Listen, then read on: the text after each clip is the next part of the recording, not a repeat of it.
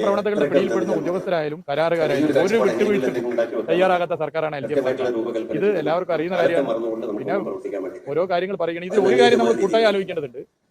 നിർമ്മാണ സമയത്ത് മാനുവലായിട്ടുള്ള പ്രശ്നങ്ങൾ കൃത്യവിലോപത്തിന്റെ ഭാഗമായോ മറ്റോ പ്രശ്നങ്ങളുടെ ഭാഗമായിട്ട് നമ്മൾ നടപടി എടുത്തു പോകണം. എന്നാൽ യന്ത്രവുമായി ബന്ധപ്പെട്ട പ്രശ്നങ്ങൾ അല്ലെങ്കിൽ ടെക്നിക്കൽ സൈഡ് എടുത്ത് പരിശോധിച്ചുള്ള പ്രശ്നങ്ങൾ ഇതിന് ഒരു കർക്കശമായ സമീപനം സ്വീകരിക്കണം. ഇപ്പൊ PWD മാനുവലുള്ള ചില നിർദ്ദേശങ്ങൾ പോരാ, അതിന്റെ അപ്പുറത്തേക്ക് വേണം എന്നുണ്ടെങ്കിൽ അത് കൂട്ടിച്ചേർക്കേണ്ടി വരും. അതിനുവേണ്ടിയാണ് ഇപ്പോൾ ഈ മേഖലയിലുള്ള എക്സ്പേർട്ടുകളെ അതുപോലെ തന്നെ IIT, NIT പോലുള്ള മേഖലയുള്ളവരുടെ ഒക്കെ സഹായത്താൽ ഒരു നിലപാടുമായിട്ട് ഇപ്പൊ സർക്കാർ മുന്നോട്ട് വന്നു. സാധ്യമാകുന്ന എല്ലാ കാര്യവും ഇതുമായി ബന്ധപ്പെട്ടു റിപ്പോർട്ട് കിട്ടിയെന്നിങ്ങനെ ചാനൽ ഞാൻ കണ്ടു.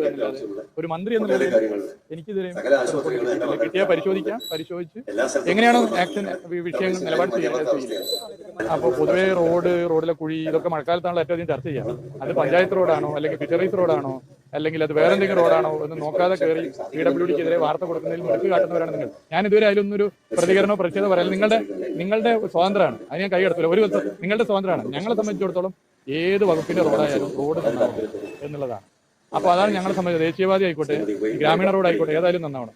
ഞാനൊരു പഞ്ചായത്തിൽ ഒരു പരിപാടിക്ക് പോയപ്പോൾ ഞാൻ പെട്ടെന്ന് ഞെട്ടിപ്പോയി. ഒരാൾ നിലത്ത് വീണ് കിടന്നു. നോക്കുമ്പോൾ ഒരു ഫോട്ടോഗ്രാഫറാണ്. കാല് പൊന്തിക്കുമ്പോൾ ഒരു കുഴിയിൽ നിന്ന് ഫോട്ടോ എടുക്കുകയും നോക്കുമ്പോൾ അത് PWD റോഡ് പോലെയല്ല. പിറ്റേന്ന് ഒരു പത്രത്തിന്റെ ഫ്രണ്ട് പേജിലാണ് വാർത്ത. ലക്ഷക്കണക്കിന് ആളുകൾ അത് വായിച്ചു കാണും. നമുക്കിപ്പോൾ നിലവിളിച്ച് കാര്യം പറ്റും. അയ്യോ നമ്മുടെ റോഡല്ല. നമ്മുടെ ജനങ്ങളിൽ വിശ്വാസം അർപ്പിക്കും. അപ്പോൾ ഇതിപ്പോൾ വേറെ വകുപ്പിന്റെ റോഡ് ഇവിടുത്തെ MLA ഈ ആശുപത്രി എന്ന നിലയിലുള്ള സഹായം അഭ്യർത്ഥിച്ചിരിക്കുകയാണ്. അതിന്റെ ഭാഗമായി റോഡ് PWD ഏറ്റെടുക്കാം എന്ന് തന്നെ പറഞ്ഞിട്ടുണ്ട്. അപ്പോൾ ഇത്തരം വാർത്തകൾ കൊടുക്കുന്നതിൽ പൊതുവെ പ്രയാസപ്പെടുന്നവരല്ല നമ്മളാരും. വാർത്തകൾ കൊടുക്കുന്നത് നാടിന്റെ നല്ലതിന് വേണ്ടിയിട്ടാണ് കണക്കാക്കുകയാണ്. എന്നാൽ ബോധപൂർവം ചില മോശമായ കാര്യങ്ങൾ ചിത്രീകരിക്കാൻ ശ്രമിക്കുന്നത് ഓരോരുത്തരും സ്വയം പരിശോധിക്കാന്ന് മാത്രം. കേരളം ഉണ്ടായതിന് ശേഷം എടുത്ത് പരിശോധിച്ചാൽ മഴക്കാലത്ത് ചർച്ച ചെയ്യപ്പെടുന്ന ഒരു കാര്യമാണ് റോഡിലെ വെള്ളക്കെട്ട്, കുഴി ഉൾപ്പെടെയുള്ള പ്രശ്നങ്ങൾ. അത് ഏത് മുന്നണി ഭരിക്കുമ്പോഴും ചർച്ച ചെയ്യാറുണ്ട്. അത് പരിഹരിക്കാനുള്ള ആത്മാർത്ഥമായ ശ്രമമാണ് LDF സർക്കാർ നടത്തിക്കൊണ്ടിരിക്കുന്നത്. സുതാര്യത ഉറപ്പുവരുത്താൻ, തെറ്റായ പ്രവണതകൾ ഇല്ലാതിരിക്കാനുള്ള വലിയ ശ്രമം ഇതിന്റെ ഭാഗമായി നടത്തി വരുന്നുണ്ട്. എവിടെയെങ്കിലും പോരായ്മ ചൂണ്ടിക്കാട്ടിയിട്ടുണ്ടെങ്കിൽ അത് തിരുത്താനുള്ള ശ്രമമാണ് നടത്തുന്നത്. കേരളത്തിൽ ഈ റണ്ണിംഗ് കോൺട്രാക്ട് സംവിധാനവും DLP സംവിധാനവും വന്നു. പച്ച ബോർഡ്, നീല ബോർഡ് അതിന്റെ ഭാഗമായി വന്നു. ജനങ്ങൾ കാഴ്ചക്കാരല്ല കാവൽക്കാരാണെന്നുള്ള ബോർഡിൽ കരാറുകാരന്റെ ഫോൺ നമ്പറും പേരുമുണ്ട്. ഉദ്യോഗസ്ഥരുടെ ഫോൺ നമ്പർ ഉണ്ട്, ടോൾ ഫ്രീ നമ്പർ ഉണ്ട്. നിങ്ങൾ ആ റോഡുകളിലൂടെ സഞ്ചരിക്കണം. അവിടെ എന്തെങ്കിലും പോരായ്മ ഉണ്ടെങ്കിൽ നിങ്ങൾ അത് ചൂണ്ടിക്കാണിക്കണമെന്ന് ഞാൻ അഭ്യർത്ഥിക്കുകയാണ്. 30,000-ഓളം കിലോമീറ്റർ വരുന്ന PWD റോഡുകളിൽ 24,000 കിലോമീറ്ററും ഈ പറഞ്ഞ റോഡുകളാണ്. ഈ റോഡുകൾ പരമാവധി നല്ല നിലയിൽ പോകുന്നുണ്ട്. അത് ഈ സുതാര്യത ഉറപ്പുവരുത്തിയതിന്റെ ഭാഗമായിട്ടാണ്.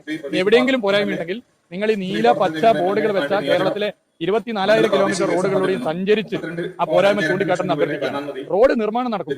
ഒരു പുതിയ റോഡിന്റെ നിർമ്മാണമോ അല്ലെങ്കിൽ ഒരു റോഡിന്റെ നവീകരണമോ അല്ലെങ്കിൽ ഒരു പാലത്തിന്റെ നിർമ്മാണമോ നടക്കുമ്പോൾ സ്വാഭാവികമായും ആ റോഡിന് ചില കുഴപ്പങ്ങൾ